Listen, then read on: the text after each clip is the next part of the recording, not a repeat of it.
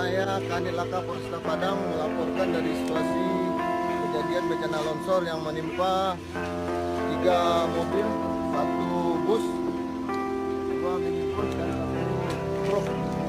Tadi kami laporkan dari lokasi banyak warga yang berusaha untuk bisa melewati ini karena akan melaksanakan ibadah umroh.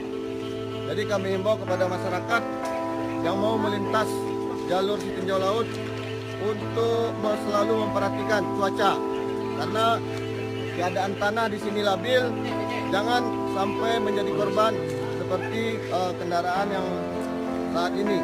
Jadi itu kami dari lokasi melaporkan, silakan memperkirakan waktu perjalanannya. Kalau hujan silakan berhenti dari tempat yang aman.